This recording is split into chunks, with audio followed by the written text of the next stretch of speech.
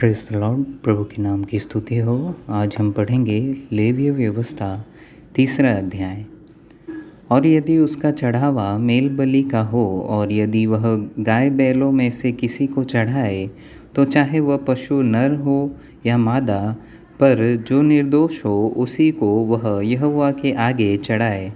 और वह अपना हाथ अपने चढ़ावे के पशु के सिर पर रखे और उसको मिलाप वाले तंबू के द्वार पर बलि करे। और हारून के पुत्र जो याजक हैं वे उसके लोहू को वेदी की चारों अलंगों पर छिड़के और वह मेल बलि में से यहोवा के लिए हवन करे, अर्थात जिस चर्बी से अंतड़ियाँ ढपी रहती है और जो चर्बी उनमें लिपटी रहती है वह भी, और दोनों गुर्दे और उनके ऊपर की चर्बी जो कमर के पास रहती है और गुर्दों समेत कलेजे के ऊपर की झिल्ली, इन सबों को वह अलग करे।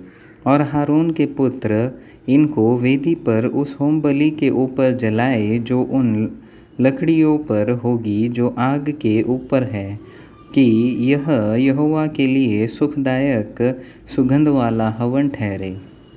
और यदि यहोवा के मेल बलि के लिए उसका चढ़ावा भेड़ बकरियों में से हो, तो चाहे वह नर हो या मादा, पर जो निर्दोष हो उसी को वह चढ़ाए। यदि वह भेड़ का बच्चा चढ़ाता हो तो उसको यहोवा के सामने चढ़ाए, और वह अपने चढ़ावे के पशु के सिर पर हाथ रखे और उसको मिलाप वाले तंबू के आगे बलि करे।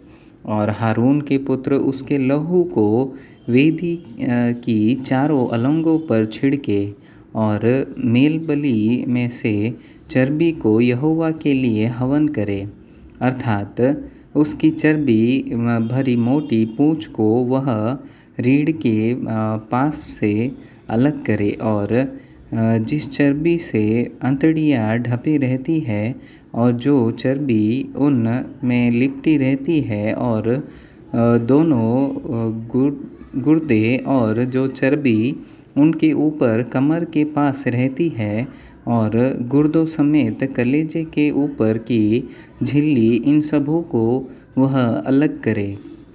और याजक इन्हीं वेदी पर जलाए। यह यहोवा के लिए हवन रूपी भोजन ठहरे।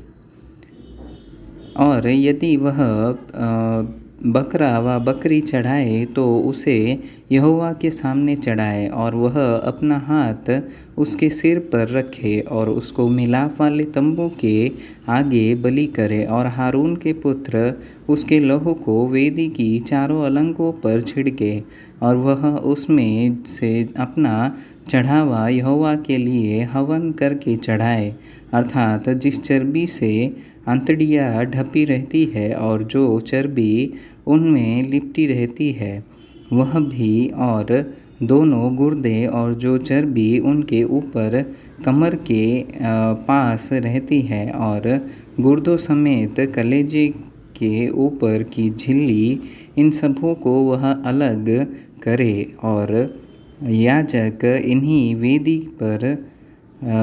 वेदी पर जलाए। यह तो हवन रूपी भोजन है, तो सुखदायक सुगंध के लिए होता है, क्योंकि सारी चर्बी यहोवा की है। यह तुम्हारे निवासों में तुम्हारी पीढ़ी पीढ़ी के लिए सदा की विधि ठहरेगी कि तुम चर्बी और लहू कभी न खाओ।